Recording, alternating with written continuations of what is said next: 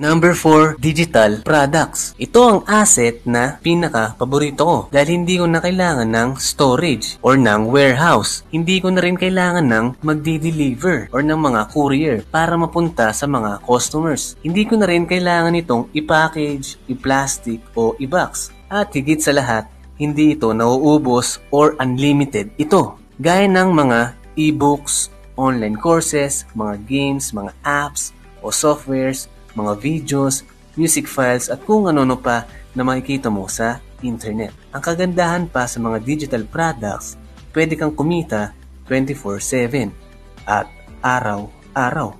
Kumbaga, kahit tulog ka na, may pumapasok pa rin sa'yo na pera. Number 5, royalties. Ang asset na ito ay may potential din na mabayaran ka panghabang buhay after mong gawin ang trabaho ng isang beses lamang.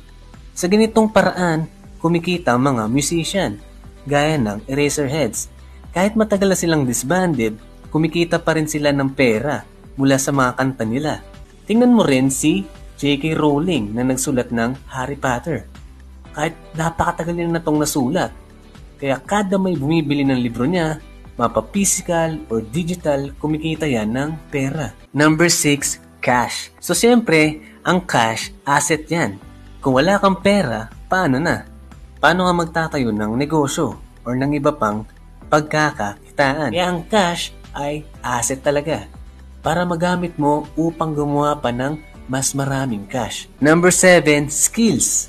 Ito lang nga tang asset dito sa listahan natin na hindi physical o digital. Pero isa ito sa pinakamahalaga na dapat ma-develop mo upang maging assets mo rin.